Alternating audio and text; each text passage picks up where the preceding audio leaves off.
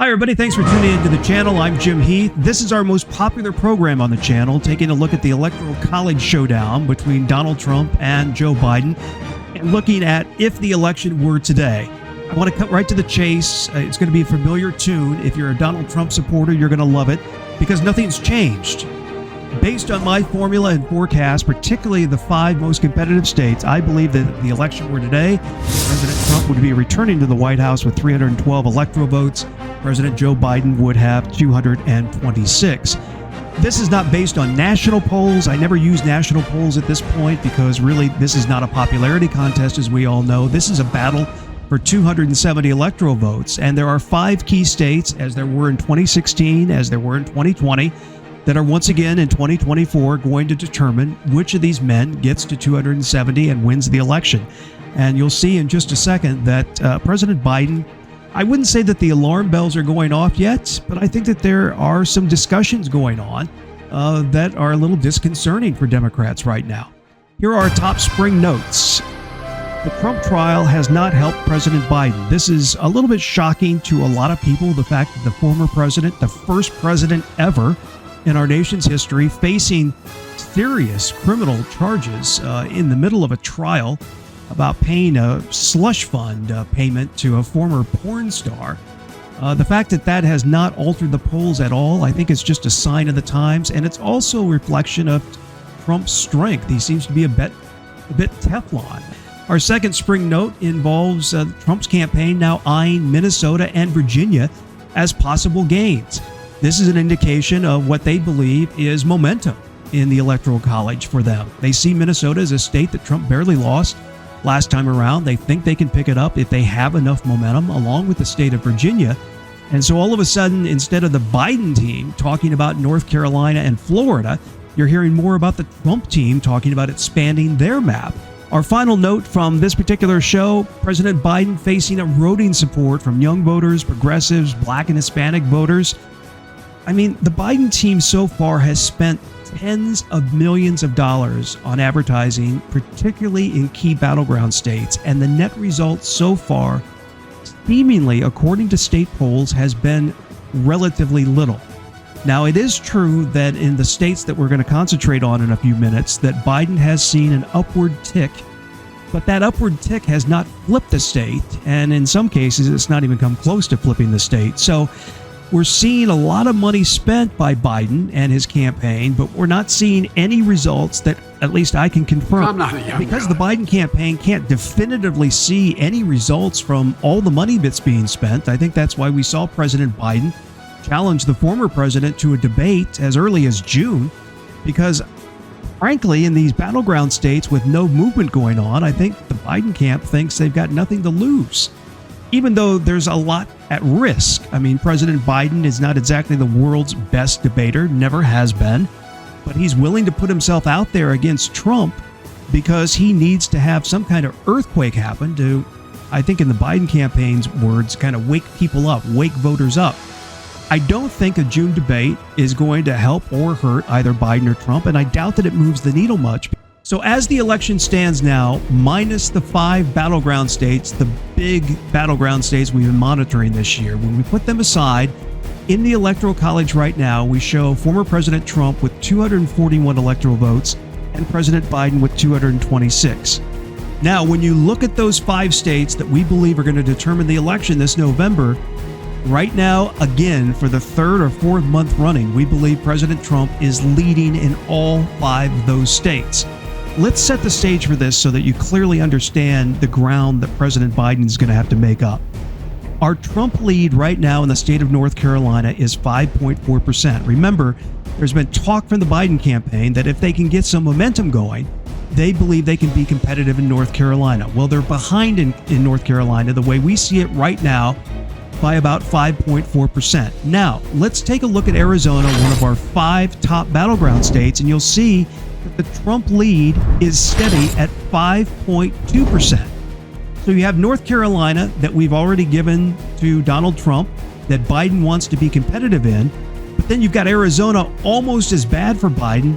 He's behind 5.2%. That's a huge amount of ground that he's going to have to make up in 5 months. In the state of Georgia, Donald Trump leads by 4.6%. Again, that's a huge margin. Now, the other 3 states on our list of 5 are closer. And indeed, President Biden may make up some ground quickly in those states come fall when real voters get back from their summer vacations and begin to concentrate on this election. But take a look in Pennsylvania. Former President Trump leads by 2 percentage points. I cannot emphasize enough, I don't see any way for President Biden to reach 270 electoral votes without Pennsylvania, his home state. So I just want to put that out there right now, that Biden cannot be reelected without Pennsylvania, and right now he's behind by 2 points. The other 2 states are closer. In the state of Michigan and Wisconsin also must win.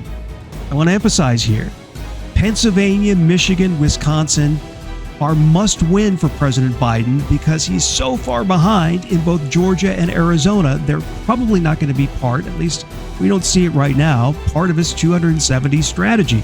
So he's going to have to win somewhere, and that somewhere are in the 3 states of Pennsylvania, Michigan, and Wisconsin. And you can see that in Wisconsin, the Trump lead now is less than 1%, so that's very, very tight. It's also less than 1% in the state of Michigan. Those states coming back together to be the blue firewall that Joe Biden needs, but again, he also needs Pennsylvania as part of that mix as well.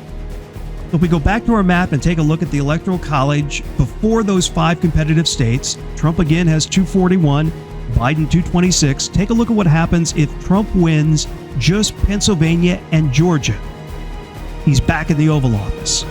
He'll end up with 276 electoral votes to Biden's 226. So those 2 states of the 5 alone, Pennsylvania and Georgia, at this point, we believe will put Trump back in the Oval Office, and he is leading in those states right now. If you give him all 5 of those states, he'll end up doing better than he did in 2016 against Hillary Clinton. Again, he'll receive 312 electoral votes to Biden's 226. I want to say what I always say in these shows, which is I have been looking at these Electoral College maps and studying them since I was in high school back in 1984 and in 1988 and in 1992 and so on and so forth. I've been doing this a long time. I'm just giving you the facts the way I see them right now. I would say to the Trump supporters, we are already almost to summer, and your candidate has led the entire year. That has got to feel pretty good, particularly with him on trial and seemingly it having no effect on independent voters. That puts Trump in a position where he just needs a successful convention this summer. He needs to look good against Biden in the debates, raise enough money for advertising in key states, and he's on his way back to the Oval Office. If you're a Joe Biden supporter, as I've said in every show, I wouldn't panic still, because I do believe most Americans are going to spend the summer trying to avoid the topic of Biden and Trump.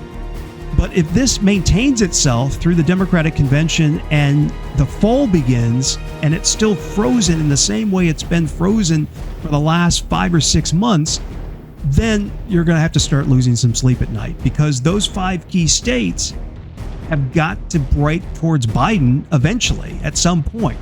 And I think that that is still very, very possible come fall, particularly with these abortion measures that are on the ballot in both Florida and Arizona and some other states. I think that that will help the progressive side. I think some of the candidates the Democrats are running, particularly for the Senate, are a little bit stronger than Republicans in some of these states, including Arizona. So there are all kinds of things that can come into play here. But at some point, you've got to flip the polls. And for whatever reason, President Biden is not popular. That is an issue that money seemingly isn't able to buy away. And that is a huge issue for President Biden in the coming months. Once again, when we take a look at the map in its entirety, this is what it looks like. We believe if the election were today, that's a lot of red, certainly a lot more red than 4 years ago. But there is, we emphasize, as we always do, a lot of time left. We're past the winter and the spring, and we're getting into summer, and things are eventually, for Joe Biden, are going to have to change, or this is going to be on cruise control for former President Trump from now until November. Personal note, very quick before we go, a lot of you have left very kind messages following the passing of my mother earlier this year. I'm eternally grateful for those. Thank you for taking the time to show a moment of empathy and kindness. It's nice to know that that is still alive and well in our country. The spirit of democracy was something that my mom believed in. She loved her country and she loved her family, and I miss her very, very much. Thank you for the kind words. We'll see you next time. Thank you. He's been watching the Electoral College map since high school and college. No one understands the race to 270 electoral votes better than Jim Heath. You can count on his fair and balanced analysis throughout election 2024. Be sure to subscribe and ring the bell. Thanks for watching the Jim Heath channel.